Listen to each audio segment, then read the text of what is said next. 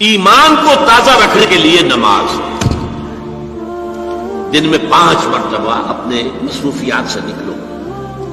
صبح کی نیند بڑی سہانی ہوتی ہے، اسے توڑ کر اٹھو اور اٹھو اللہ کے حضور میں حاضر ہو، کھڑے ہو جاؤ، وضو کرو، کھڑے ہو جاؤ، نماز پڑھو، اللہ سے اپنا عہد جو ہے تازہ کرو.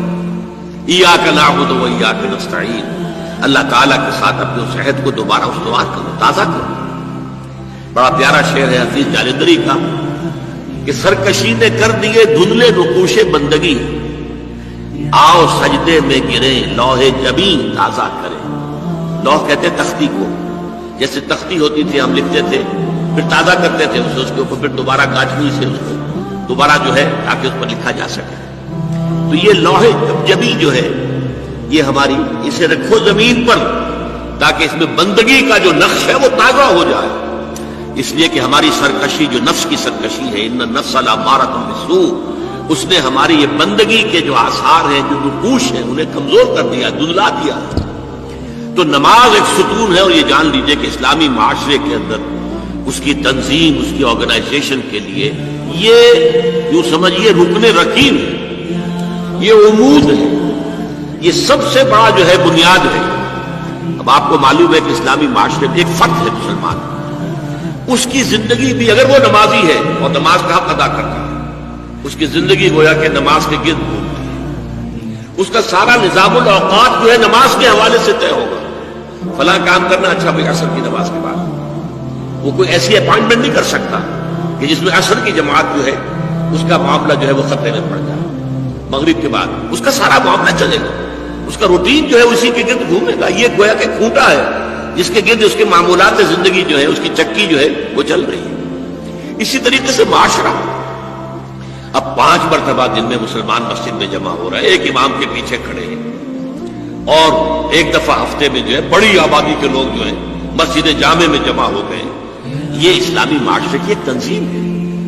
سال میں 2 مرتبہ جو ہے آبادی سے باہر کسی بڑے کھلے میدان میں لوگ چلے گئے ہیں عیدین کے لیے، اور سال میں 1 مرتبہ جو ہے پوری دنیا سے کشاں کہاں کہاں سے گورے بھی اور کالے بھی اور پیلے بھی مسلمان کہاں سے چلے آ رہے ہیں، ہر مسلک ہر فقہ کے ماننے والے. یہ تنظیم ہے جو نماز کے گرد اور حج کے گرد ہو رہی ہے. اور یہ نماز جو ہے در حقیقت بندے کا تعلق اللہ کے ساتھ استوار کرنے کا سب سے بڑا ذریعہ ہے. اس لیے کہ ہمارے معمولات جو ہیں وہ ہمیں اللہ سے غافل کر دیتے ہیں، ہم گم ہو کر رہ جاتے ہیں. بڑا پیارا شعر ہے اقبال کا، کافر کی یہ پہچان کہ آفاق میں گم ہے، مومن کی یہ پہچان کہ گم اس میں ہے آفاق.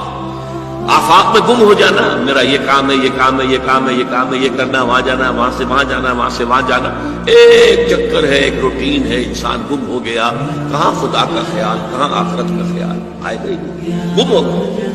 اور ایک وہ ہے کہ جو گویا کہ دنیا میں رہتا ہے، بازار سے گزرا ہوں، خریدار نہیں ہوں. دنیا میں رہو اور دنیا میں گم نہ ہو جاؤ، بلکہ دنیا تمہارے اندر آ جائے، تمہارے قابو میں آ جائے، تمہارے تابع ہو جائے، تمہارے سارے معمولات تمہارے اپنے فیصلے کے، تمہاری خود ہی کے تابع ہو جائے. یہ کیفیت ہے در حقیقت کی جو مطلوب ہے. اسی لیے فرمایا حضرت موسیٰ علیہ السلام کی پہلی جو حاضری ہوئی تھی اور اسی میں انہیں رسالت عطا ہوئی، تو اس کی پہلی وحی سورہ طٰہٰ کے شروع کی آیات میں ہے، وَأَقِمِ الصَّلَاةَ لِذِكْرِي. دیکھو میری نماز میرے ذکر کے لیے، میری یاد کے لیے نماز کو قائم رکھو. الصلاۃ عماد الدین حضور فرما رہے ہیں، یہ دین کا ستون ہے.